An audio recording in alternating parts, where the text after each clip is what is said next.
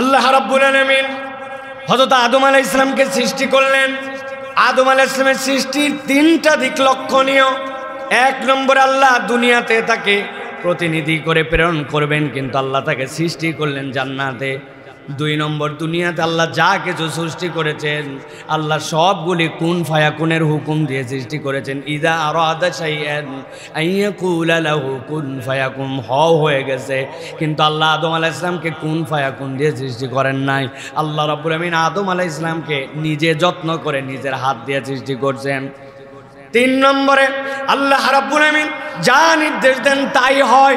আল্লাহ নিজে তৈরি করলেও সেটা তৎক্ষণাৎ পারতেন, কিন্তু আদম আলাইহিস সালামকে তৎক্ষণাৎ সৃষ্টি না করে দীর্ঘ একটা সময় নিয়ে সৃষ্টি করেছেন। আর এই সৃষ্টিটা দুনিয়ায় না করে আল্লাহ আদম আলাইহিস সালামকে জান্নাতে সৃষ্টি করলেন। আল্লাহ রাব্বুল আমিন এই আল্লাহর প্রথম এই বান্দাকে যখন দুনিয়ায় প্রেরণ করলেন, দুনিয়ায় প্রেরণ করার আগে আল্লাহ রাব্বুল আমিন তাকে একটা নির্দেশনা দিয়েছিলেন, লা তাকরাবা হাযিহিশ শাজারা, এই গাছের কাছে তুমি যাবা না। কিন্তু শয়তান তাকে ধোঁকা দিল, শয়তান তার এমনভাবে ধোঁকাবাজি করলো, এমনভাবে তার পিছনে লেগে গেল। আল্লাহ রাব্বুল আমিন এই পয়গম্বর আল্লাহর নির্দেশনার ওই অংশটুকু বিস্মৃত হয়ে গেলেন সাময়িক সময়ের জন্য, কিন্তু সবগুলাই আল্লাহর প্ল্যানিং অনুযায়ী ছিল। কেননা আল্লাহ রাব্বুল আমিন দুনিয়াতে যত যাকে প্রেরণ করেছেন তাদেরকে আল্লাহ রাব্বুল আমিন ইনসান বলে সম্বোধন করেছেন। মুফাসসিররা আরবি ব্যাকরণবিদরা বলছেন ইনসান শব্দ দুইটা দিক থেকে এসেছে। হয়তোবা ইনসান শব্দটি এসেছে নিসিয়ান থেকে অথবা উনাসুন থেকে। নিসিয়ান মানে এই বান্দাটা ভুল, এই বান্দাটা ভুলো মনা, মানুষ ভুলে যাবে, আল্লাহ এই হিসাবে ইনসান শব্দকে পছন্দ করেছেন। আর উনাসুন হামজা নুন সিন, এইটার মানে ভালোবাসায় ভরা। আল্লাহ বলছেন আমি ইনসান যেইটাকে সৃষ্টি করলাম সেইটা যেরকম ভুলো মনা, একই সাথে আমি আল্লাহ বললাম সেইটা ভালোবাসাতেও ভরা। ওইটা আল্লাহর দিক থেকেও যেরকম বান্দার দিক থেকেও সেরকম। এত প্রেক্ষাপটে এই জন্য বললাম হযরত আদম আলাইহিস সালাম আল্লাহর কাছে ভুল হয়ে গেল, কিন্তু আল্লাহ রাব্বুল আমিন বলছেন ওই আদম আমার কাছে ভুল হওয়ার পরে তার দায় স্বীকার করে এমনভাবে আমার কাছে প্রার্থনা করেছিল, ওই প্রার্থনাটা আমার কাছে এত বেশি পছন্দনীয় মঞ্জুর হয়েছিল দরখাস্তটা, আমি আদম আলাইহিস সালামের প্রার্থনাটা মুহাম্মদ সাল্লাল্লাহু আলাইহি ওয়াসাল্লামকে জানালাম। আর কিয়ামত পর্যন্ত এই প্রার্থনা দিয়ে যত বড় ভুলেই বান্দা নিমজ্জিত হোক, একবার যদি আল্লাহর কাছে কায় মনোবাক্যে ফেরত আসে, আমি রব্বুল আমিন আদমের প্রার্থনা যেমন কবুল করেছি কিয়ামত পর্যন্ত মানুষের প্রার্থনা কবুল করব। আল্লাহ রাব্বুল আমিন সূরা আরাফের 23 নম্বর আয়াতের মধ্যে বলছেন আদম আলাইহিস সালাম আল্লাহর কাছে মূলত দুইটা কথা বললেন। এক নম্বরে বললেন রব্বানা যালামনা আনফুসানা, এই রব কাউকে আমি দোষ দিচ্ছি না, আমি নিজে আমার অন্তরের প্রতি জুলুম করেছি, আমি আমার অন্তরের প্রতি অবাধ্য হয়ে গেছি। এই জুলুমের ব্যাখ্যা কি, এইটার দীর্ঘ আলোচনা আছে। রব্বানা যালামনা আনফুসানা মানে কি, আল্লাহ বান্দাকে আল্লাহর ইতাআত করার জন্য অন্তর দিয়ে সৃষ্টি করেছেন, কিন্তু বান্দা যখন নিজে ওয়াত্তাবা হাওয়া তার মন পছন্দ জিন্দেগির মধ্যে যায় তখন সে মূলত তার অন্তরের প্রতি জুলুম করে। আদম আলাইহিস সালাম আল্লাহকে বললেন আল্লাহ আমি জুলুম করেছি আমার উপরে, তবে আপনার কাছে ফরিয়াদ ওয়া ইল্লাম তাগফির লানা, আপনি যদি আমাকে ক্ষমা না করেন, ওয়া তারহামনা, আর যদি আপনি দয়া না করেন, লানাকুনান্না মিনাল খাসিরিন, নিশ্চয় আমি ক্ষতিগ্রস্তদের মধ্যে অন্তর্ভুক্ত হয়ে যাব। আল্লাহ বলছেন আমার আদমের এই ক্ষমা প্রার্থনার দয়া ভিক্ষা আমার কাছে এত পছন্দ হলো, আমি আদম আলাইহিস সালাম আদমকে তো ক্ষমা করলামই, তার সন্তানদের জন্য এটা দিয়ে রাখলাম, তারাও যত বড় ভুলের মধ্যেই নিমজ্জিত হোক, একবার কায় মনোবাক্যে এইটা দিয়ে ফরিয়াদ করলে আমি রব্বুল আমিন আদমের মতো তার সন্তানদেরও ফরিয়াদ কবুল করে নিব। এই দোয়ায় তাহলে দুইটা দিক।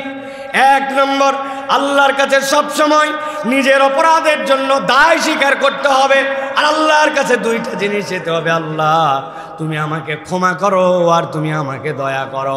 ক্ষমার সাথে দয়ার সম্পর্ক কি? নবীজি সাল্লাল্লাহু আলাইহি ওয়াসাল্লাম বলছেন ও দুনিয়ার মানুষ, তোমরা ইবাদত বন্দেগী দিয়ে জান্নাতে চলে যাবে, কখন এরকম ভেবো না। আল্লাহ যদি দয়া না করেন একটা বান্দাও নিস্তার পাবে না। সাহাবায়ে কেরাম জিজ্ঞাসা করছেন ইয়া রাসূলুল্লাহ ওয়া আনতা আইদান, আপনার ব্যাপারটাও কি তাই নাকি? বলছেন অবশ্যই আমার ব্যাপারটাও তাই, তবে আল্লাহ আমার সাথে একটা জিনিস সম্পৃক্ত করেছেন, আল্লাহ যে আমাকে দয়া করবেন এইটা আল্লাহ আমার সাথে প্রতিজ্ঞা করেছে। এটা আদম আলাইহিস সালামের দোয়া, সব সময় এটা আমাদেরকে মনে রাখতে হবে। তাহলে 1 নম্বর পয়গম্বর গেল, তার মধ্যে 2টা দোয়া গেল, সিরিয়ালগুলো মনে রাখবেন। আল্লাহ রাব্বুল আমিনের পরে 2 নম্বরে হযরতে সুলাইমান আলাইহিস সালামের দোয়ার কথা বলতেছেন। আল্লাহর যে কয়টা পয়গম্বর দুনিয়ার বুকে আল্লাহ রাব্বুল আমিন দুনিয়াতেও তাদেরকে ক্ষমতা দিয়েছিলেন, সাথে সাথে নবুয়ত দিয়েছিলেন, সাথে সাথে এমন বুদ্ধিদীপ্ত আল্লাহ রাব্বুল আমিন জ্ঞান দিয়েছিলেন। তার মধ্যে আল্লাহর শ্রেষ্ঠতম পয়গম্বরদের মধ্যে সুলাইমান আলাইহিস সালাম। দুনিয়ার এমন কোনো কিছু ছিল না যার ভাষা সুলাইমান আলাইহিস সালামকে আল্লাহ জানান নাই। এত জ্ঞান আল্লাহ রাব্বুল আমিন দিয়েছিলেন। বাতাস কোন ভাষায় কথা বলে, পাতাগুলো গাছের নড়ে, আমরা মনে করেছি কেবলমাত্র পাতা নড়ে, কিন্তু পাতা নড়ার মধ্যেও গাছের মধ্যে ভাষা আছে, পাখির মধ্যে ভাষা আছে, পিঁপড়ার মধ্যে ভাষা আছে। আল্লাহ কোরআনে বলেছেন ইউসাব্বিহু লিল্লাহি মা ফিস সামাওয়াতি ওয়া মা ফিল আরদ। আপনি দেখতেছেন এইটা জড় পদার্থ, আপনি দেখতেছেন এই টাইলস, এইটা জড় পদার্থ, আপনার কাছে এটা জড়, কিন্তু আল্লাহ বলতেছেন, আল্লাহ যেহেতু এলিমেন্টসগুলা সৃষ্টি করেছেন, আল্লাহ রাব্বুল আলামিনের কাছে আসমান জমিনের ভিতরে যা কিছু আছে সবগুলাই আল্লাহর কাছে তাসবিহ করে, কিন্তু তোমাদের বোঝার ক্ষমতা নাই। আল্লাহ যাদেরকে বোঝার ক্ষমতা দিয়েছিলেন তাদের মধ্যে একজন হচ্ছেন হযরতে সুলাইমান আলাইহিস সালাম। হযরতে সুলাইমান আলাইহিস সালামের পরিষদের সামনে অনেক আলাপ হলো। আল্লাহ রাব্বুল আমিন এই আয়াতে কারিমার মধ্যে বলছেন, ও বান্দারা, আদম সুলাইমান আলাইহিস সালামের সামনে যখন তার সবিস্তারে তার পরিষদ নানান কথা বলল, এমন সময় সুলাইমান কতটা বিনয়ী হলো। সুলাইমান স্মিত হেসে দিল, পরিষদের সামনে হালকা করে হাসলো, হাসার পরে আল্লাহর কাছে বিনয়ী হয়ে এমন কথা বলেছে, আল্লাহ যাকে এত এত দিলেন, আল্লাহ বলছেন কথাটাকে আমি কিয়ামত পর্যন্ত মানুষের জন্য কোরআনে সংরক্ষণ করে দিলাম। 27 নম্বর সূরা কোরআনের সূরা নমলের 19 নম্বর আয়াত আল্লাহ রাব্বুল আমিন বলছেন, রব্বি আউজি'নি আন আশকুরা নি'মাতাকাল্লাতী আন'আমতা আলাইয়া ওয়া আলা ওয়ালিদাইয়া ওয়া আন আ'মালা সালিহান তারদা ওয়া আদখিলনি বিরহমাতিকা ফি ইবাদিকাস সালিহিন। আল্লাহ রাব্বুল আমিন বলছেন, হালকা করে হাসলো সুলাইমান, এত জ্ঞান, এত কিছু জানে, কিন্তু আল্লাহ রাব্বুল আমিন বলছেন, সে বলতে শুরু করলো, এ আমার রব আউজি'নি, আপনি আমাকে তৌফিক দেন। এত কিছু পরেও আল্লাহর কাছে বলছেন, আল্লাহ আপনি আমাকে তৌফিক দেন। কিসের তৌফিক চান? আল্লাহ বলছেন, আন আশকুরা নি'মাতাকাল্লাতী আন'আমতা আলাইয়া ওয়া আলা ওয়ালিদাই, আপনি আমাকে যে নিয়ামত দিয়ে ভরপুর করে দিয়েছেন আর আমার পিতা মাতাকেও যে নিয়ামত দিয়েছেন, আল্লাহ আমি আপনার কাছে একটা তৌফিক কেবল চাই, উদ্ধত যেন না হয়, বরং যা যা দিয়েছেন সেইটার কৃতজ্ঞতা আদায়ের যোগ্যতাটাও আমাকে দেন। আল্লাহু আকবার। এই রব, আপনি আমাকে এমন জেহেন দেন আমি যেন কোরআন মুখস্থ করে বলতে পারি। আল্লাহ আমাকে এমন জ্ঞান দেন যেই জ্ঞান দ্বারা যেন আমি দুনিয়ার মধ্যে ইসলামের খেদমত করতে পারি। আল্লাহ আমার এমন টাকা দেন যেইটাতে আমি দুনিয়ার মধ্যে ধনী হয়ে যেতে পারি। আমাদের কামনার কোনো শেষ নাই। আল্লাহ আমাকে সুস্থতা দেন, আল্লাহ আমাকে এ দেন সে দেন, কিন্তু নবী কি শিখাচ্ছেন? আল্লাহ নিয়ামত তো দিবে, কিন্তু নিয়ামতের যদি কৃতজ্ঞ না হই তাহলে আল্লাহর কাছে তো আমরা কুফরি করব। আল্লাহ আপনি আমাকে যে অনুগ্রহ দিবেন আর দিয়েছেন, ওই অনুগ্রহের যেন কৃতজ্ঞতা আদায় করতে পারি, সেই যোগ্যতাও আমাকে দেন। আমরা কিন্তু এটা করি না, ঠিক না ভাই? আল্লাহ কোনোদিন বলছে আল্লাহর কাছে, আল্লাহ আপনি আমাকে যা দিছেন ওইটার জন্য আমি শুকরিয়া আদায় করতে পারি, আল্লাহ সেইটার যোগ্যতাটা আমাকে দেন। এটাও দোয়া, আমাদের আউট অফ কনসেপ্ট, আমাদের কনসেপ্টের মধ্যেই নাই। কি নিয়ামত পাইলাম। আমি সব সময় বলি, দুনিয়ার সব একদিকে রেখে যদি দেই আর কেবল দৌলতে ঈমানকে যদি একদিকে রাখি, পুরা পৃথিবী, পুরা সমগ্র দুনিয়া একদিকে, কিন্তু আল্লাহ আপনাকে আমাকে যে ঈমান দিয়ে ধন্য করেছেন ওইটার কোনো তুলনা হবে না। আপনার আশপাশে অন্য ধর্মাবলম্বীর মানুষ আছে না ভাই? ওর দাদাকেও চিনতাম, ওর বাপকেও চিনতাম, ওর ছেলেকেও চিনি, 3 প্রজন্ম তো আমি চিনি, আপনারা চিনেন, আজ পর্যন্ত ঈমান নসিব হয় নাই। আর আমি তার পাশের বাড়ির লোক, মায়ের পেটের থেকে ঈমান নিয়ে আসছি, আমার সন্তানটাও অনেক কিছু না থাকলেও অন্তত মুসলিম মুমিন, মুমিন জীবনে এর থেকে বড় নিয়ামত আর কিছুই হতে পারে না। সুবহানাল্লাহ। আল্লাহকে বলতে হবে, আল্লাহ তুমি যে আমাকে ঈমান দিয়েছো, ওই ঈমানের কৃতজ্ঞতা আদায় করার তৌফিক দাও। সুলাইমান আলাইহিস সালাম আল্লাহর কাছে এটা বলেছেন। এরপরে বলতেছেন, আল্লাহ কেবল এইটুকুই নয়, তোমার কৃতজ্ঞতা আদায় করে শেষ নয়, ওয়ান আমালা সালিহান তারদাহ, তুমি যে আমলে খুশি হও এরকম আমল করার যোগ্যতাও কিন্তু আমাকে দিতে হবে। আমল অনেক করি আমি, কিন্তু তুমি খুশি কিনা জানি না। আল্লাহ তুমি রাজি খুশি হও এরকম আমল করার যোগ্যতা আমাকে দাও। আর সাথে সাথে বলছেন, ওয়াদখিলনি বিরহমাতিকা ফি ইবাদিকাস সালিহিন। এই রব্বুল আলামিন, আপনি আমাকে প্রবেশ করান আপনার অনুগ্রহে, আপনার দয়া ছাড়া এটা সম্ভব নয়। ফি ইবাদিকাস সালিহিন, আপনার যত নেককার বান্দা আছে তাদের তালিকার মধ্যে আমার নামটা আল্লাহ আপনি উঠায় নিয়েন। আপনি যোগ্যতা দিয়েছেন, আমি আমল আমল করছি অনেক, কিন্তু সেই আমল করার যোগ্যতার কারণে আমি কৃতজ্ঞ হতে পারি নাই, সেই আমল আমার বাতিল হয়ে গেছে। আল্লাহ না না না, আমার নিয়ামতের কৃতজ্ঞতা আদায় করার তৌফিক দাও। আয় রব্বুল আমিন, আমার বাপ মাকে যে নিয়ামত দিয়েছো তারও তৌফিক দাও কৃতজ্ঞতা আদায় করার জন্য। আর আল্লাহ তোমার কাছে ফরিয়াদ দিলাম, তুমি রাজি খুশি যে আমলে, সে আমল করার বেশি বেশি যোগ্যতা আমাকে দাও। আর আল্লাহ সালেহিনদের তালিকায় আমার নামটা উঠায় নাও। আল্লাহুম্মা আমিন বলেন, বলেন আল্লাহুম্মা আমিন। কি দোয়া! তাহলে আগে গেল 2টা, এই জায়গায় 4টা, 6টা দোয়া আল্লাহ রাব্বুল আলামিন সুলাইমান আলাইহিস সালামকে দিয়া আমাদেরকে জানাচ্ছেন। আমি আয়াত নম্বর সহ, সূরা নম্বর সহ বলে দেওয়ার চেষ্টা করছি। যারা এখন শুনছেন, যারা দূর দূরান্ত থেকে শুনছেন, আপনারা এটা নোট করে অন্তত পক্ষে এইটা যেন আমাদের মুখস্থ হয়। এই 15টা আয়াত মুখস্থ না করতে পারলে মানব জীবন আপনার ব্যর্থ। দুনিয়া ফাটায় ফেলছি আমরা, বাপ রে বাপ। কত লম্বা লম্বা কবিতা আমরা মুখস্থ করেছি। অনন্ত অসীম প্রেমময় তুমি বিচার দিনের স্বামী, যত গুণগান হে চিরমহান তোমারই অন্তর্যামী, দুলোকে ভুলোকে। আরে বাপরে ভাষা, আরে বাপরে লাইন। বাঙালির কত কবিতা মুখস্থ, কত গান মুখস্থ, এই আয়াতে কারিমা আমাদের মুখস্থ নাই। অথচ আল্লাহ বলছেন, ওয়ালাকাদ ইয়াসসারনাল কুরআনা লিযিকর, আমি আল্লাহর স্মরণের জন্য এর থেকে সহজ আর কিচ্ছুই দেই নাই। আপনি যদি বলেন খুব কঠিন, মুখস্থ হয় না, আল্লাহর সাথে আপনি 2 নম্বরই করলেন। আপনার রব বলছে সহজ আর আপনি বলছেন কঠিন, মিলছে? মিলছে? বলবেন না হুজুর, এটা তো আরবদের জন্য বলছে আল্লাহ, তাই না ভাই? কোরআন কি আরবদের জন্য, বাঙালিদের জন্য কোরআন না? আল্লাহ জেনে বুঝেই তো দিয়েছেন আপনার জন্য এটা। অতএব এটা বলার কোনো সুযোগ নাই, আমাদেরকে এটা মুখস্থ করতে। 3 নম্বর নবী। আমি কিন্তু নবীদের নাম ধরবো আপনাদের কাছে, প্রথম থেকে আবার শেষে ধরবো, মনে রাখবেন। 1 নম্বর কোন নবীর কথা বলছি? বলেন বলেন। 2 নম্বর সুলাইমান আলাইহিস সালাম। 3 নম্বরে হযরতে নূহ আলাইহিস সালামের দোয়া।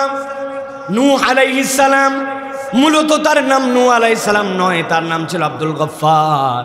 কিন্তু এত আল্লাহর কাছে রোনা জারি করতেন, এত কাঁদতেন, ওই নূহ নাম হয়েছে এই জন্য ক্রন্দনকারী নবী।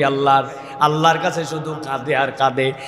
1000 বছর জীবন পাইছেন, এই জীবনের 950 বছরই বান্দা ওই মানুষেরকে ডাকতে ডাকতে আর কাঁদতে কাঁদতে তার জীবন পার হয়ে গেছে। আল্লাহ বলতেছেন, নূহ আলাইহিস সালাম আমাকে বলতে শুরু করলো, রব্বি ইন্নী আউযু বিকা আন আসআলাকা মা লাইসা লি বিহি ইলম ওয়া ইল্লা তাগফিরলি ওয়া তারহামনি আকুম মিনাল খাসিরিন। আয় রব, আমি আপনার কাছে একটা বিষয় আশ্রয় প্রার্থনা করি। একটু আগে আপনি আমাকে যখন ওই জাহাজের মধ্যে উঠাইছেন, উঠার পরে যখন আমার সন্তানকে বললাম, ও সন্তান আয় আয়, কথা শোনে না, সে পাহাড়ের উপরে উঠে বলছে এখানে আমার জন্য যথেষ্ট, এই জায়গায় এই পাহাড়ের উপরে জীবনেও পানি উঠবে না। সাথে সাথে নূহ আলাইহিস সালাম আল্লাহর কাছে ফরিয়াদ করে বললেন, হে রব, আমার এই সন্তান তো আমার পরিবার, আমার পরিবারের জন্য তোমার কাছে ফরিয়াদ করলাম। আল্লাহর সাথে সাথে আয়াত অবতীর্ণ করছেন, ইন্নাহু লাইসা মিন আহলিক।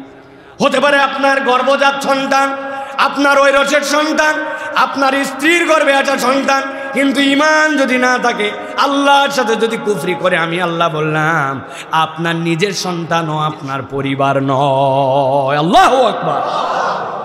নূহ আলাইহিস সালাম বুঝে ফেললেন আল্লাহর কাছে আমার এই কথা বলা উত্তম হয় নাই। সাথে সাথে আল্লাহকে বললেন, রব্বি ইন্নী আউযু বিকা আন আসআলাকা মা লাইসা লি বিহি ইলম। আল্লাহ, আমি আপনার কাছে ক্ষমা প্রার্থনা করে বলছি, আমার যে বিষয়ে জ্ঞান নাই এই বিষয়ে যেন আপনার কাছে আর কখনো ফরিয়াদ না করি, আমার চাওয়ার ভুল যেন না হয়। আল্লাহ, সেই বিষয়ে আপনার কাছে কামনা দিলাম। জীবনে কোনোদিন কল্পনা করছেন আমার তো মন চাইছে আমি যা চাইলাম সব, আল্লাহর কাছে এটাও যে ফরিয়াদ হতে পারে? রব বলছেন আমার কাছে চাও, আমার কাছে বান্দা যদি না চায়, আল্লাহ রব্বুল আলামিন বলছেন আমি রাগ করি। কিন্তু ওই রব বলছেন, আমার পয়গম্বর শিখায় দিল, আল্লাহ তুমি আমাকে ওখান থেকেও বাঁচাও, এটাও আমার একটা চাওয়া।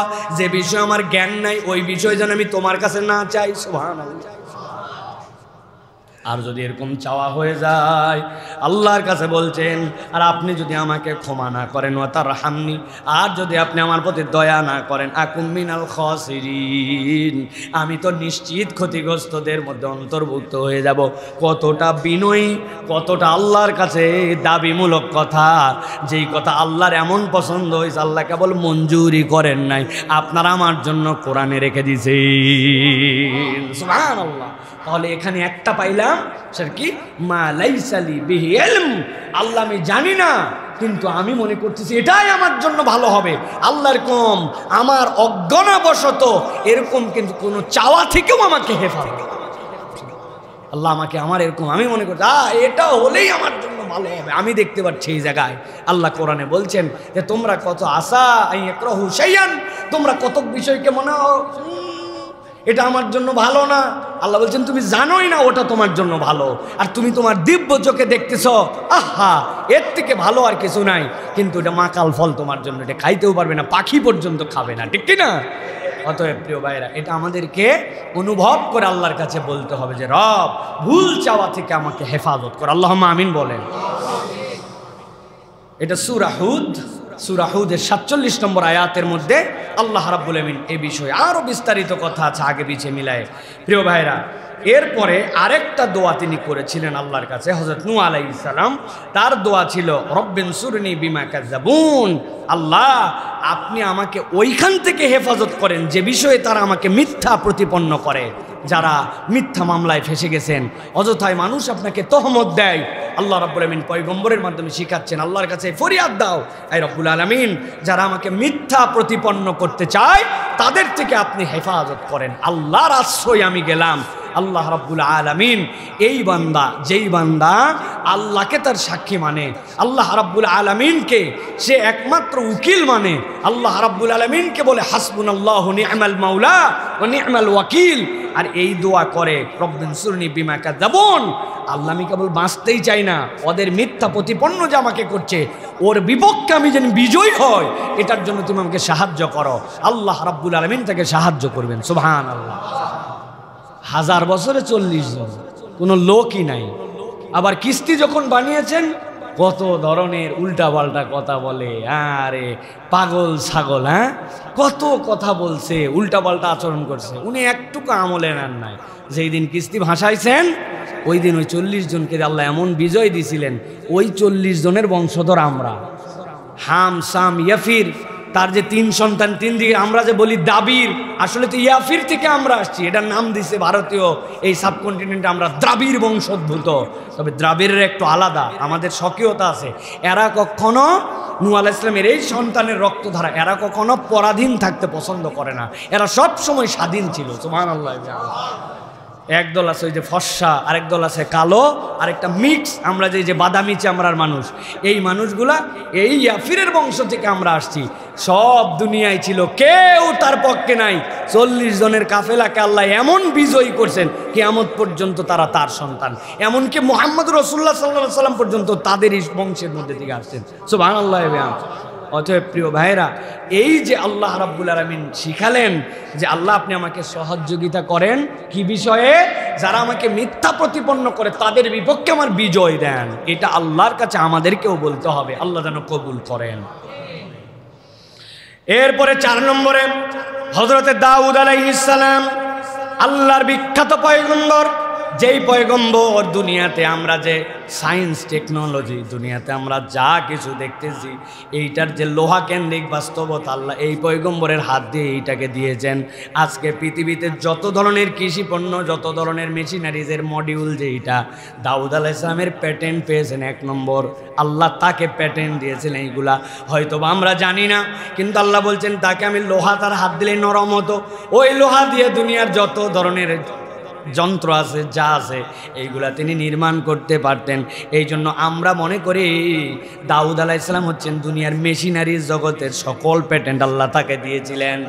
রব্বুল আমিন তাকে এমন ধরনের পছন্দনীয় পয়গম্বর বানিয়েছিলেন, আল্লাহ তার কণ্ঠকে এমনভাবে নির্মাণ করেছিলেন কেবলমাত্র দুনিয়ার মানুষ নয়, ওই মাছ, পশু, পাখি, গাছপালার সবগুলো তার মুখে আল্লাহর কালাম শোনার জন্য উদ্গ্রীব হয়ে থাকতো। উদ্গ্রীবতা ছিল তাদের মধ্যে। হযরত দাউদ আলাইহিস সালাম আল্লাহর কাছে দোয়া করতেছেন, রব্বানা আফরিগ আলাইনা সবরান ওয়া যাব্বিত আকদামানা ওয়ানসুরনা আলাল কওমিল কাফিরিন।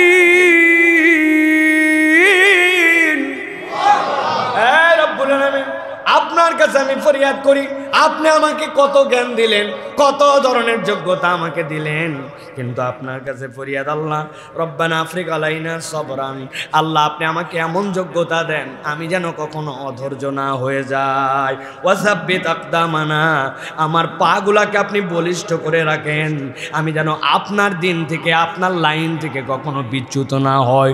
জিজ্ঞাসা করি, বলেন তো ভাই, পয়গম্বররা কার দ্বারা গাইডেড? তাহলে পয়গম্বরের কি পা বিচ্যুত হওয়ার কোনো চান্স আছে? না, শয়তান তাকে ধোঁকা দিতে পারবে না।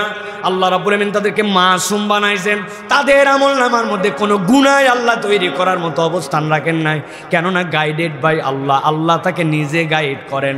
ওই পয়গম্বর আল্লাহর কাছে কতটা বিনয়ী হয়ে বলতেছেন, আল্লাহ আপনি আমাকে আপনার রাস্তায় চলার মতো সবর দেন, ও সাব্বিত আকদামানা, আমার তো এদিক ওদিক চলে যেতে পারে, আমার পাগুলাকে আপনি দৃঢ় করে দেন, ওয়ানসুরনা আলাল কওমিল কাফিরিন, আর আমার বিরুদ্ধচারী কাফের সম্প্রদায় যারা, তার বিপক্ষে আপনি আমার জন্য নুসরতকারী হয়ে যান। আল্লাহু আকবার। তাহলে বান্দা যদি এই কথা বলে, আল্লাহ আগে বলতেছি আমাকে অটলতা, অবিচলতার যোগ্যতা দেন, আমি যেন সাবের হই। সবরের দুইটা লেয়ার, as-সাবরুল উলিয়া, as-সাবরুস সুগরা। সবরের সুগরা যেটা, এটা আমরা বুঝি, এক ওয়াক্ত একটু খাওয়ার কষ্ট করেছি, রোগ হয়েছে মেনে নিয়েছি, স্ত্রীর সাথে বনিবনা হয় না তারপরেও তালাক দেই নাই, স্বামীর সাথে ভালো লাগে না তারপরেও এই লোকটার সাথে সংসার করতেছি, এই সবর আমরা করি না ভাই? সন্তান কত রকম ডিস্টার্ব করে তারপরেও সবর করি, এইগুলো কোনোটাই প্রকৃত সবর নয়। সবর হচ্ছে ওইটা, আল্লাহ যে বিধান আপনাকে দিয়েছেন, হুদুদুল্লাহ, ওই হুদুদকে কখনো অতিক্রম করি না। দুনিয়া একদিক, আল্লাহ বলছেন মিথ্যা বলা যাবে না, আমি মিথ্যা বলি না, সুদ খাওয়া যাবে না, সুদ খাই না, নামাজ আগে, নামাজের সময় নামাজ আদায় করি, স্ত্রীকে পর্দায় রাখি, সন্তানকে আল্লাহ দ্বীনের উপরে চলার জন্য অটল অবিচল থাকে, মুখ দিয়ে মানুষকে গালি দেয় না, বান্দার হক পাইলে খেয়ে ফেলতে পারি, কোনো ব্যাপারই না, কিন্তু কেউ দেখেন আল্লাহ দেখে বান্দার হক নষ্ট করি না, এটা হুদুদ, আল্লাহর বাউন্ডারি, এইটার উপরে অবিচল থাকার নাম হচ্ছে প্রকৃত সবর।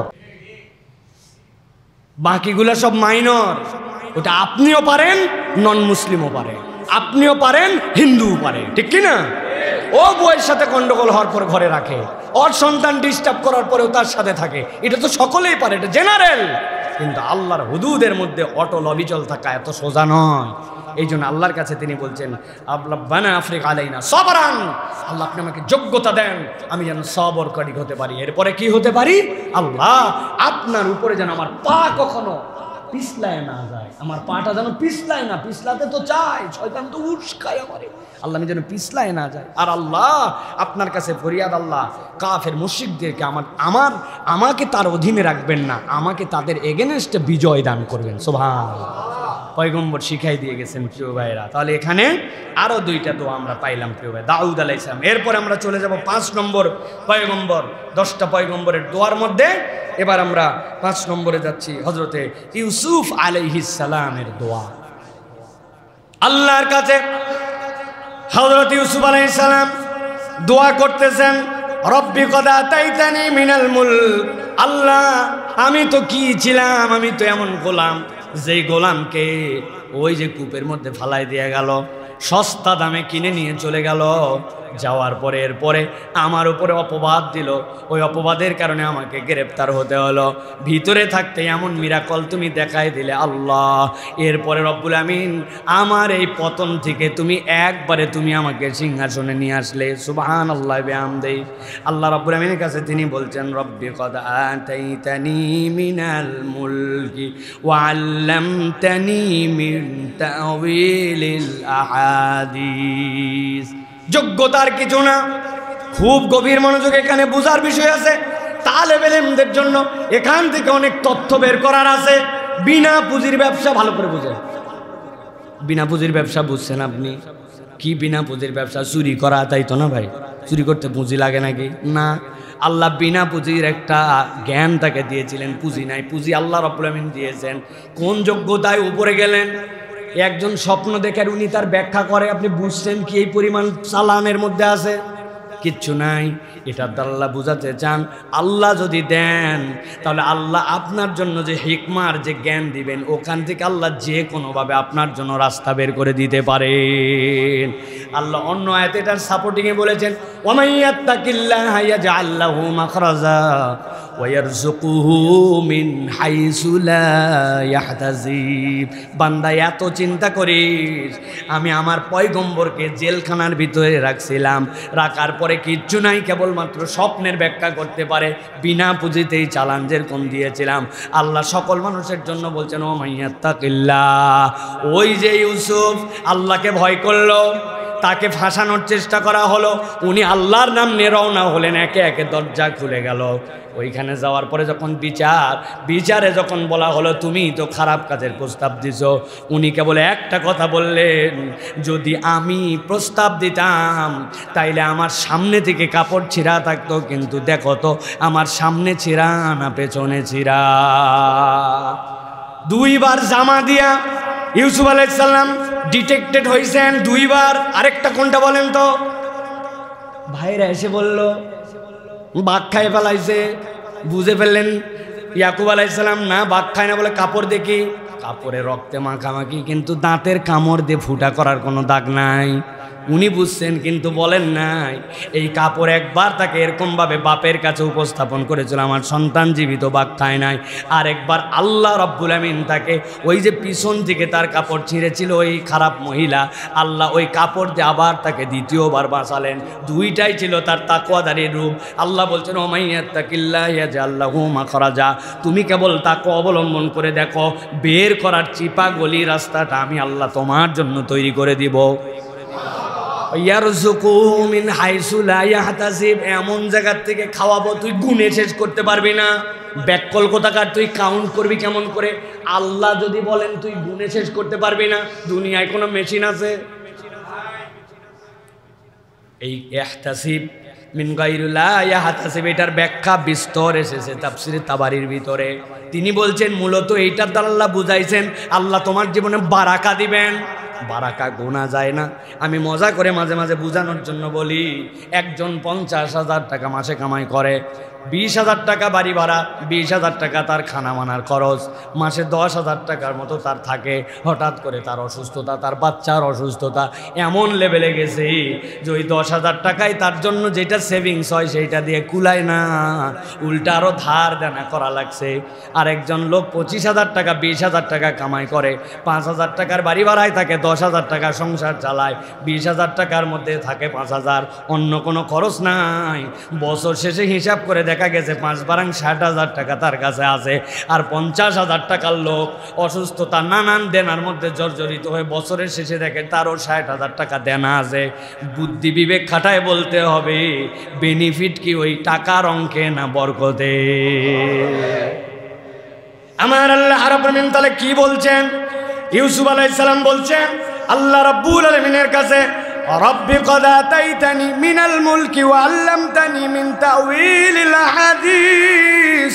আয় রব্বুল আমিন, আপনি আমাকে যে জ্ঞান দিয়েছেন, আপনি আমাকে যে মুলুক দিয়েছেন এটার জন্য আপনার কাছে বলতেছি, ফাতিরিস সামাওয়াতি ওয়াল আরদি আনতা ওয়ালি ফিদ দুনিয়া ওয়াল আখিরা। আয় রব্বুল আমিন, আপনি তো আসমান জমিনের মালিক, তবে আমাকে যেই নিয়ামতি দেন, আমাকে যাই দেন না কেন রব্বুল আলামিন, আপনার কাছে আমি একটা কথা বলতে চাই, আনতা ওয়ালি ফিদ দুনিয়া ওয়াল আখিরা। দুনিয়া আখিরাতে এরা আমার কোনো ওলি নয়, এরা আমার কোনো তত্ত্বাবধায়ক অভিভাবক নয়, আমার অভিভাবক একমাত্র আল্লাহ।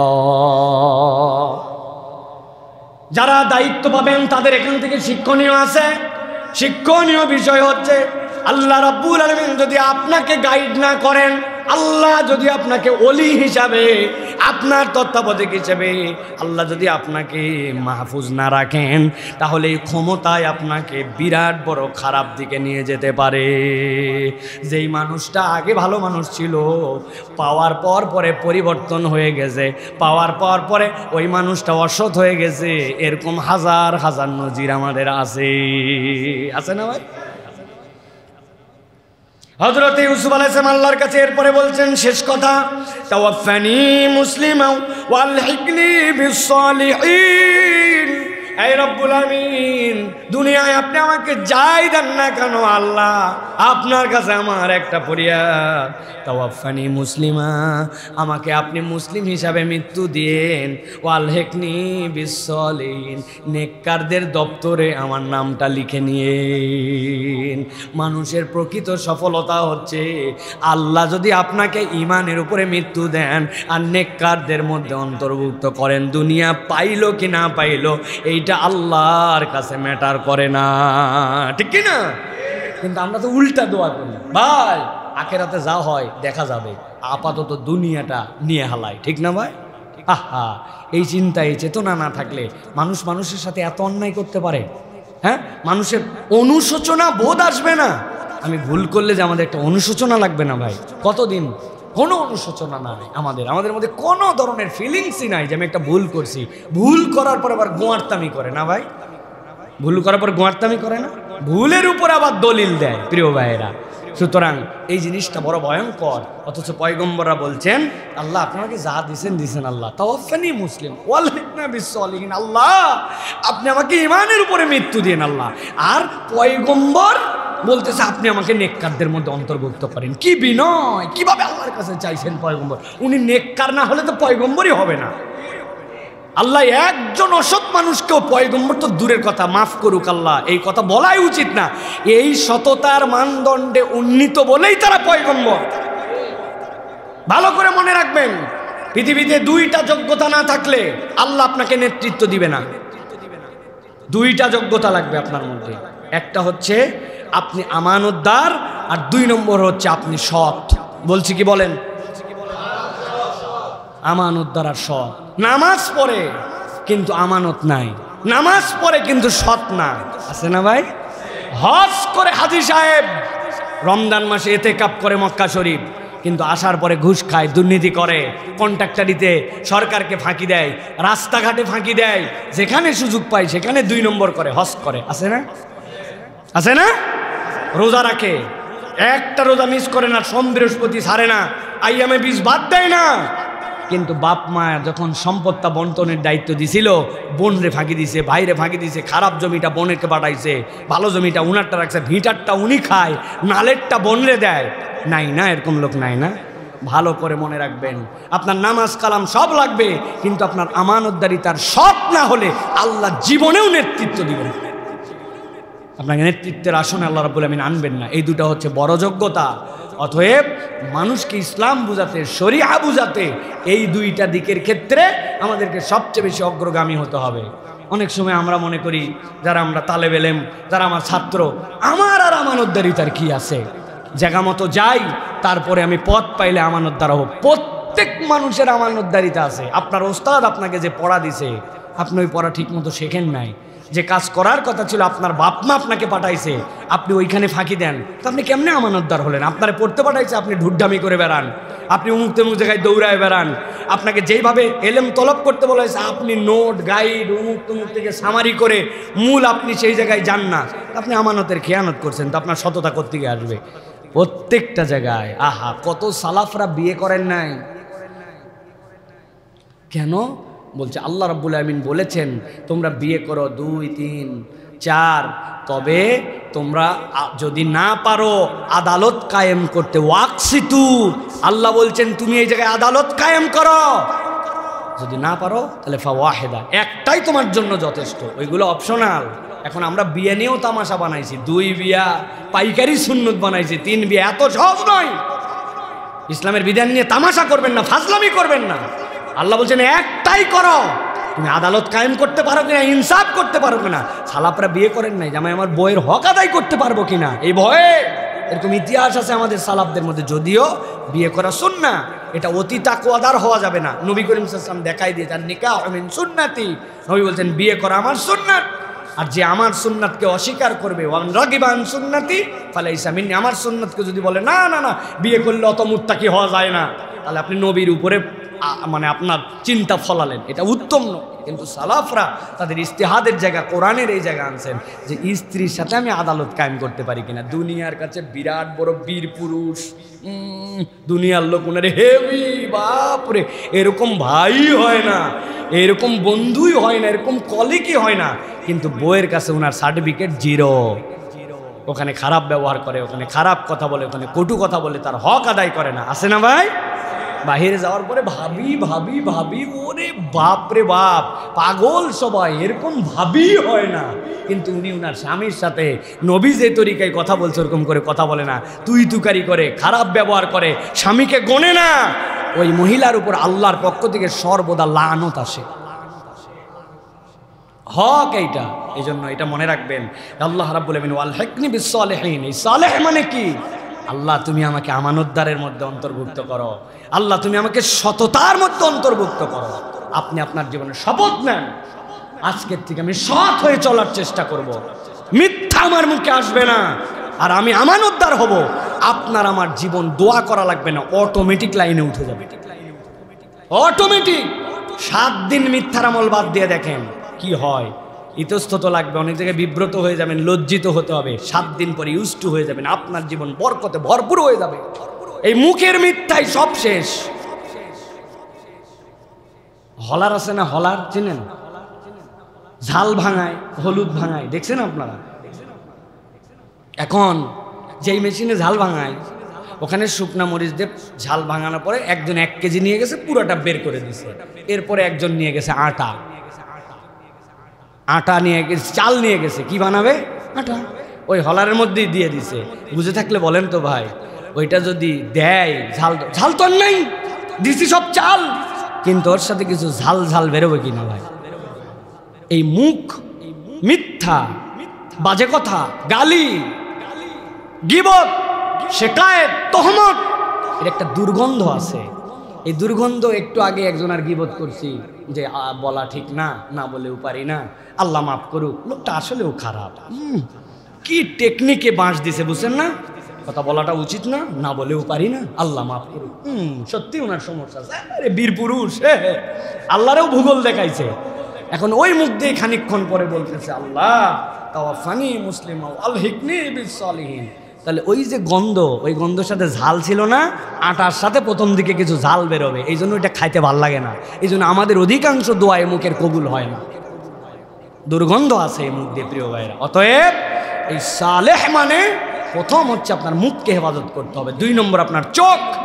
যার চোখ, মুখ, লজ্জাস্থান ঠিক, সে দুনিয়াতে নবী কর্তৃক ঘোষিত। নবী বলছেন আগে আমি হাত ধরে, মনে করিস না আমি জান্নাতে আগে ঢুকি তারপরে টেনে নিয়ে যাবো, তোর হাত দিয়ে আগে ঠেলে তোকে ঢুকাবো, তারপরে আমি ঢুকাবো। সুবহানাল্লাহ বাড়ির যায় বলেন। নবী করিম সাল্লাল্লাহু আলাইহি ওয়াসাল্লাম এইভাবে বলেছেন। প্রিয় ভাইয়েরা, তাহলে ইউসুফ আলাইহিস সালামের দোয়া গেল। এবার হযরতে ঈসা আলাইহিস সালাম, সংক্ষেপে বলি। হযরত ঈসা আলাইহিস সালাম আল্লাহর বড় মহব্বতের সৃষ্টি, আল্লাহ রাব্বুল আমিনের বড় প্রিয়, আল্লাহ রাব্বুল আমিনের এমন পয়গম্বর যেই পয়গম্বরের পিতা ছাড়া আল্লাহ দুনিয়াতে দিয়েছেন। আল্লাহ কোরআনে বলেছেন আমার কাছে ঈসা হচ্ছে আদমের মতো, আদম যেরকম বাফিনভাবে দুনিয়ায় এসেছে, আল্লাহ ঈসা আলাইহিস সালামকেও দ্বিতীয় আদমের মতো দুনিয়ায় দিয়েছেন। সুবহানাল্লাহ বিহামদি। আল্লাহ রাব্বুল আমিন বলছেন ওই ঈসা আলাইহিস সালাম আল্লাহর কাছে ফরিয়াদ দেয়, তার কওমের জন্য, কম যখন তাকে স্বীকার করে না, তার সাথে উল্টাপাল্টা কথা বলে, অথচ কম জানতো ঈসা তো ওই লোক যখন মরিয়ম বলেছেন যে আমি তো কথা বলবো না, আমার মুখ বন্ধ, জিজ্ঞাসা করার কিছু থাকলে ওর কাছে জিজ্ঞাসা করো। লোকজন বলছে পাগল ছাগল নাকি, কেবল পেটের থেকে বাড়াইছে ওর কাছে, তাও ইশারা করে বলছেন যদি শুনতে মন চায় তার কাছে বলো। যেই ব্যক্তি শুরুর দিনেই বলেছিল ইন্নী আব্দুল্লাহ, আমি আল্লাহর গোলাম, এইটা আল্লাহর পক্ষ থেকে জেনে বুঝে বলছে, তারা চিন্ত তাকে ছোটোর থেকেই যে তিনি পয়গম্বর, কিন্তু তিনি তার কথা যখন শোনে না, তিনি তখন আল্লাহর কাছে সামগ্রিকভাবে দোয়া করছেন, ইন তুআযিবহুম ফাইন্নাহুম ইবাদুক ওয়া ইন তাগফির লাহুম ফাইন্নাকা আনতাল আজিজুল হাকীম। সূরা মায়দার 118 নম্বর আয়াতের মধ্যে আল্লাহ বলছেন, এই দোয়াটা এত ইউনিক দোয়া, আল্লাহর নবী, আপনার আমার নবী সারা রাত নামাজের মধ্যে এই এক আয়াতে কারিমা দিয়ে 5 ঘন্টা দোয়া করেছে।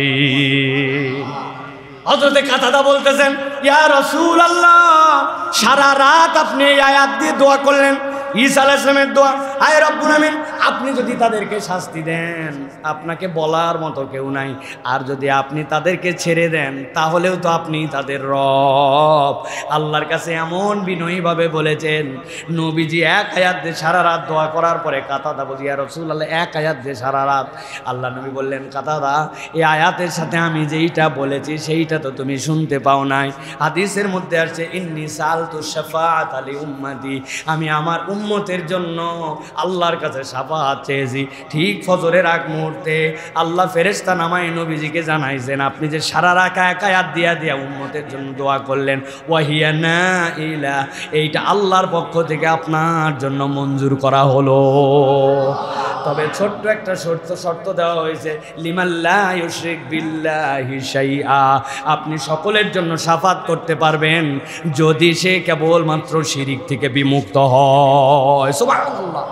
এই দোয়াকে আল্লাহ এমন পছন্দ করছেন, কি আবেগের কথা, আল্লাহ শাস্তি দিতেই পারেন। আপনি যদি আমাকে ছাঁটাই করেন তাও আপনার আমি বাড়ির চাকর, আর আপনি যদি আমাকে রেখে দেন তাও আপনার বাড়ির চাকর, আপনি আমারে বিদায় করলেও আমার জায়গা নাই যাওয়ার। এমন আবেগের কথা আল্লাহর এত পছন্দ হয়েছে, কবুলই করেন নাই, আপনার আমাকে বাঁচানোর জন্য আল্লাহ এটা কোরআনে দিয়ে দিয়েছেন। সুবহানাল্লাহ। জীবনে এই আয়াত দিয়ে দোয়া করছে আল্লাহর কাছে, ফুল লাইফে, আল্লাহ শাস্তি দিলেও আপনার বান্দা, আর আপনি যদি আমার ছাড় দেন তাও আপনার বান্দা। আল্লাহ এরকম আবেগ দিয়া, এই শব্দ দিয়া এই কোরআনের এই দোয়াগুলার দাম আছে ভাই। কেন দাম আছে? আমার বিখ্যাত উদাহরণ আপনাদের মনে থাকার কথা, ওই যে মন্ত্রী সাহেব পিএস নিবে, ভুলে গেছেন আপনারা? হ্যাঁ, মন্ত্রী পিএস নিবে, ডিক্লার দিয়ে দিছে পেপারে, ওনার বোনের কাছে খবর গেছে যে আমার তোর ভাগিনা আছে এই পদের জন্য উপযুক্ত, আর তুই দিলি বিজ্ঞাপন।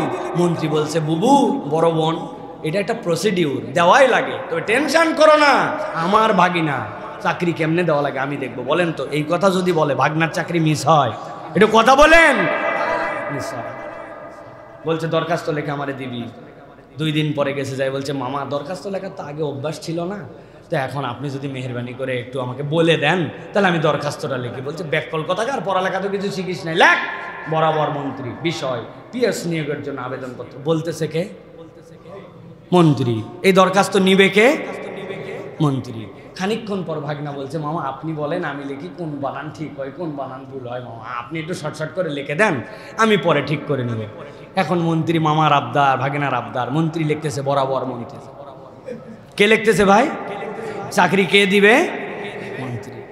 এই চাকরিও মিস হওয়ার চান্স আছে, যদি প্রধানমন্ত্রীর দপ্তর থেকে আবার চিঠি যায়, ভাগনা ভাগনা সব উড়ে যাবে, ঠিক কিনা ভাই? কিন্তু আল্লাহ রাব্বুল আলামিন যে দোয়াগুলা শিখাচ্ছেন, যে রব্বি আদখিলনি মুদখালা সিদক, হে আল্লাহ আপনি আমাকে সত্যের মধ্যে প্রবেশ করান, বলতেছে কে? কবুল করবে কে? এই দোয়া মিস হবে? একটু বিবেচনা করেন, আল্লাহ কেন এইগুলা দিলেন? যেন বান্দার এইগুলা আমি কবুল করব জন্যই দিয়েছি। সুবহানাল্লাহ। আল্লাহ রাব্বুল আলামিন হযরত ইয়াকুব আলাইহিস সালামকে দেবার দোয়া শিখাচ্ছেন। হযরত ইউসুফ আলাইহিস সালামের আব্বা ইয়াকুব আলাইহিস সালাম যখন তার কাছে এসে নানান কথা বলা হয়েছে, বলার পরে বলছে আপনার সন্তানের খবর নাই, এত কাঁদতেছেন কেন আপনি? আমরা কি আর সন্তান নাই নাকি? আমরা ব্যথা বেদনা বুঝি না নাকি? আপনি কি আপনার ওই বেনিয়ামিন আর আপনার ইউসুফের জন্য আপনি পাগল হয়ে গেছেন কেন? মন খারাপ করলেন, কিন্তু মন খারাপ করে মুখ দিয়ে এমন একটা কথা বললেন, ইন্নামা আশকু বাসি ওয়া হুজনি ইলাল্লাহ, আর তোমাদের কাছে আমি বলবো না। আজকে জানালাম আমার দুঃখ, আমার দুর্দশা সব কিছু আমি আমার আল্লাহকে বলবো। আল্লাহ বললেন নবীর এমন এই দোয়া, ইয়াকুবের এই দোয়া ছোট্ট তিনটা শব্দের মধ্যে আল্লাহর কাছে এমন ধাক্কা মারেছে, আল্লাহ রব্বুল আলামিন এইটা বুঝে আল্লাহ তাকে এমন সান্ত্বনা দিয়েছেন, তার সাদা চোখকে আবার রব্বুল আলামিন আবার আলো ফিরাই দিয়েছেন, তার সন্তান যেটা হারাইছিল এটাকে বাদশা করে তার কাছে আবার ফেরত দিয়েছে। খালি বলছে কি আমার দুঃখ, আমার বেদনা আর তোমাদের কাছে বলবো না, ওনার কাছে, আমার রব যিনি তার কাছে বলবো। আল্লাহ রাব্বুল আমিন এই জন্য বলতেছেন, সাথে সাথে সে বলেছিল ওয়ালাম মিনাল্লাহি ওয়া আলামু মিনাল্লাহি মা লা তা'লামুন, আমি আমার আল্লাহকে যতটা চিনি তোমরা ততটা চেনো না। কি আবেগের কথা! আমি যার কাছে আমার মনের দুঃখ বলবো ও আমার যত বড় বন্ধু, তুমি চিনবা না ও কত বড় বন্ধু। আল্লাহর কাছে এই কথা বলা মাত্র রব্বুল আলামিন ইয়াকুব আলাইহিস সালামের মনের মধ্যে শান্তি ঢুকায় দিয়েছে। দুঃখ আছে আমাদের ভাই? চিন্তা আছে? নাই না? যদি চিন্তার দুঃখ না থাকে তাহলে তো এই দোয়া করা লাগবে না। আর দুঃখ বেদনা চিন্তা পেরেশানি থাকলে এই দোয়াটা আল্লাহর কাছে করতে হবে। আল্লাহ রাব্বুল আমিন তাহলে কথা শুনে নেবেন প্রিয় ভাইয়েরা। এরপরে 8 নম্বর পয়গম্বর হযরত ইব্রাহিম আলাইহিস সালাম অনন্য একটা দোয়া করেছেন, যেহেতু তিনি মুসলিম মিল্লাতের পিতা ছিলেন তার দোয়ার অ্যাঙ্গেলটা অনেক বড় ছিল। আল্লাহ বলতেছেন আমার পয়গম্বর আমার কাছে দোয়া করলো, ইব্রাহিমুল কওয়াইদা মিনাল বাইত ওয়া ইসমাঈল, খানায় কাবা নির্মাণ হয়ে গেল, ঘর হয়ে গেল, আল্লাহর ঘর সেখানে হয়ে গেল, আল্লাহ রাব্বুল আমিনের নির্দেশে বানানো হলো।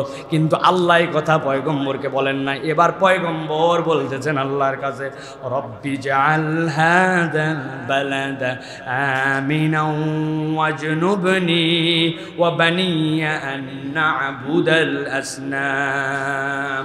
এই রব তোমার কাছে একটা ফরিয়াদ দিলাম, এই রব্বুল আলামিন তুমি মেহেরবানি করে এই ভূখণ্ডে এই জনপদকে নিরাপদ বানায় দাও। সুবহানাল্লাহ।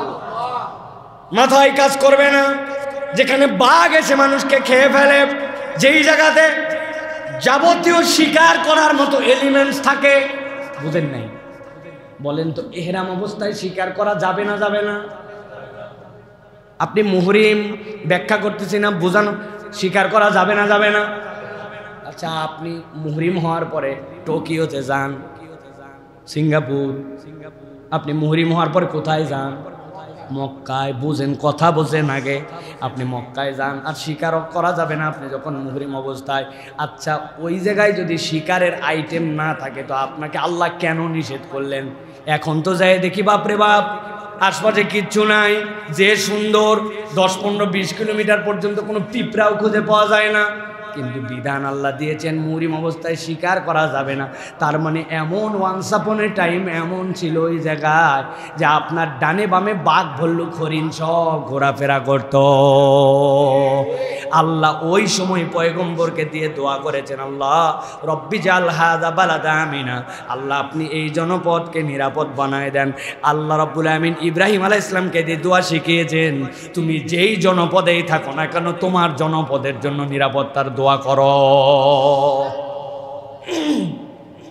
সাথে সাথে আল্লাহ বলতেছেন ওয়াজনুবনি ওয়া বানিয়া আন না'বুদাল আসনাম, আর আল্লাহ আমি তোমার কাছে ফরিয়াদ চাই, তোমার কাছে আশ্রয় চাই, আমার বংশধর আমার সন্তানরা যেন কখনো মূর্তি পূজারী না হয়। আল্লাহ আমার সন্তানের টাকা দিও, আমার সন্তানের শরীর সুস্থ করি, ইজ্জত দিও, সম্মান দিও, অপরের দিকে মুখাপেক্ষী করো না, আমার সন্তানকে হ্যান দিও তেন দিও, জীবনে কোনো দিন বলেন নাই। আল্লাহ আমার উত্তর প্রজন্মে বংশধারা যেদিন হাসরের ময়দানে দাঁড়াবে আমাকে যেন দেখতে না হয় আমি অমুকের দাদা দাদা দাদা ছিলাম, কিন্তু আমার জিন তত্ত্ব বহন করে যে জেনেটিক্যালি আমার পরনাতিতে যে কেউ না কেউ কাফের মুশরিক হয়ে গেছে। আল্লাহ আমার বংশধরা যেন কখনো মূর্তি পূজারী না হয়, এরকম দোয়া আমরা করি না, ঠিক না ভাই? কত চাই, কত কামনা করি, কিন্তু কিয়ামতের দিনে যদি যাই দেখি আমি মুসলমান ছিলাম, আমার ছেলে মুসলমান, এর পরের প্রজন্ম যায় মুসলমানের পরিচয় দেয় নাই। দুনিয়া পেয়ে গেছেন কিন্তু ঈমান নাই আপনার বংশে, আপনি কচু পান নাই, কিচ্ছু পান নাই। আপনি কত বিদ্যা বুদ্ধি শিখাইছেন আপনার সন্তানে, গর্ব করে বলে, ফটর ফটর করে ইংরেজি বলতে পারে, অ্যাজ লাইক অ্যান আমেরিকান। বাপরে ইংরেজি পারে, গণিত ক্যালকুলাসের মাস্টার, কোডিং জানে, বাপ রে বাপ, এখন থেকেই গেমিং করতে পারে, এখন থেকেই প্রোগ্রাম লিখতে পারে, বাপ রে যোগ্যতা। ভাই দোয়াই কুনুতটা বলতো, আমার ইমাম সাহেব জানে, দোয়াই কুনুত ইমাম সাহেব জানে, সূরা ফাতিহা ইন্না আতানা কুলু আল্লাহ ছাড়া কোনো সূরা জানে না।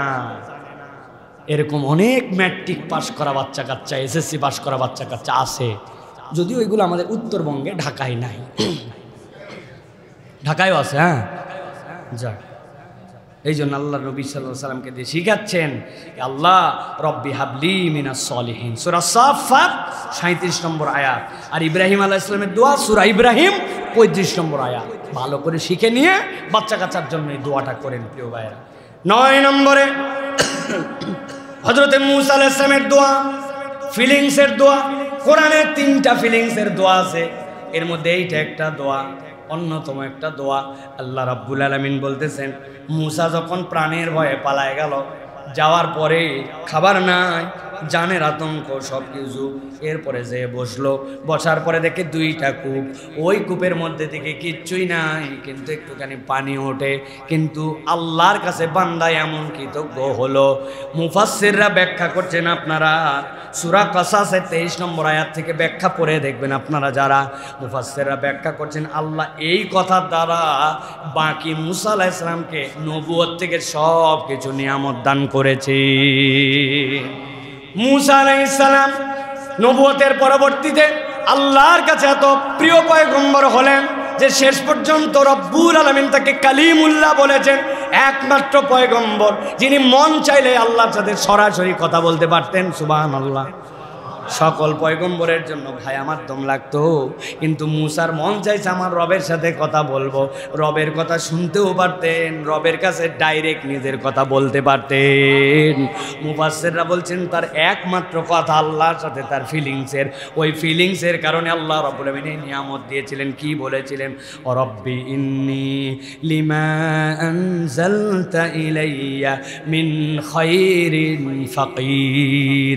এই রব, তুমি আমাকে যে নিয়ামতি দাও না কেন, সেটা যত ক্ষুদ্রাতি ক্ষুদ্রই হোক না কেন, আমি তোমার নিয়ামতের জন্য ভিক্ষুক। রব, তোমার নিয়ামতের জন্য আমি ভিক্ষুক। রব্বিন্নী লিমা আনজালতা ইলাইয়া মিন খায়রিন ফাকির। আল্লাহ আমি ফকির, আল্লাহ তুমি যা এক ড্রপ পানি দিছো আমাকে, ওইটারে ভিক্ষুক আমি আল্লাহ, আমি ওইটার জন্য ভিক্ষুক। আরেকজন পয়গম্বরের অনুভূতি ছিল, তিনি ছিলেন হযরত আইয়ুব আলাইহিস সালাম। আল্লাহ সোনা দানা দিয়ে ভরাই দিলেন, শরীর সুন্দর করে দিলেন, আর জান্নাতের টিড্ডি এসে গায়ে পড়ছে। উনি ওই টিড্ডিগুলা, ওই যে ঘাস ফড়িং, কিন্তু ফড়িংয়ের পাখাগুলা সব সোনা দিয়ে বানানো, আর শরীরটা রূপার। জান্নাত থেকে সে চুমু দেয়, তার শরীরের মধ্যে এত সুন্দর আল্লাহ বানায় দিয়েছেন তাকে। উনি ওইগুলা সব জড়ো করে করে গায়েতে পড়ে যায়, এখানে রাখেন। আল্লাহ ফেরেশতা দিয়ে পাঠালেন, আরে ডানের দিকে পাহাড় পুরাটা সোনা বানাই দিলাম, বামেরটা পুরা রূপা বানাই দিলাম, বাড়িঘর সব দিয়ে দিলাম, তাও ফরিং কুড়ায় কেন আমার পয়গম্বর? এত লোভ কেন? আল্লাহ জানেন, আল্লাহ শুনতে চান। সে বলছে, আল্লাহ তোমার কাছ থেকে আসা কোনো কিছুই আমার কাছে ক্ষুদ্র নয়, এই সোনা দানা দিয়ে আমি কি করব, কিন্তু আমার রব ভালোবেসে আমার গায়ে পাঠাচ্ছেন, ওইটা রবের নিয়ামতকে আমি কেমনে ফেলে দিই, এই জন্য জড়ো করে রাখতেছে আল্লাহ। আল্লাহ এমন খুশি হয়েছেন তাদের প্রতি, আল্লাহ আয়াত কোরআনে সন্নিবেশ করে দিয়েছেন আল্লাহ রাব্বুল আলামিন। এই জন্য ফাস্তাজাবনা লাহু ওয়া নাজ্জাইনাহু মিনাল গাম, এর এক একটা পয়গম্বরের উত্তর দিয়েছেন রব্বুল আলামিন এইগুলো। অতএব প্রিয় ভাইরা, রব্বি ইন্নী লিমা আনজালতা ইলাইয়া মিন খায়রিন ফাকির, আল্লাহর প্রত্যেকটা নিয়ামতকে অবারিতভাবে নিতে হবে। এই জন্য টাকা পয়সা যত্ন করে রাখতে হয়, বাড়ি গুছায় রাখতে হয়, নিজের আয়ত্তের মধ্যে, এই যে বলা হয় না মাদ্রাসা বাড়ির মধ্যে রাখবেন না, চুলার নিচটা পরিষ্কার করে রাখবেন, নিজের আয়ত্তের মধ্যে নিজে গুছায় সব কিছু চলবেন। এটা প্রত্যেকটা আমার নিয়ামত আল্লাহ আমাকে দিয়েছে, ওইটাকে আমি সম্মান করি। বাচ্চা কাচ্চা অনেক সময় আমাদের বাড়িতে আমরা খুব বকা দেই, খাতার পাতা ছিঁড়ে টিঁড়ে ফেলে দেয়, না এটা ফেলে দেওয়া যাবে না, এটা আল্লাহর পক্ষে নিয়ামত। ওইটা ফেলারও একটা তরিকা আছে, যেইভাবে ফেলতে হবে ওইভাবে ওইটা ফেলতে হবে, নচেত আল্লাহ রাব্বুল আমিন অসন্তুষ্ট হয়ে যেতে পারেন। রব আপনাকে এরকম নিয়ামত দিয়েছেন, এই নিয়ামতের কৃতজ্ঞতা আদায় করা আল্লাহ রাব্বুল আমিন পয়গম্বরকে শিখিয়েছেন।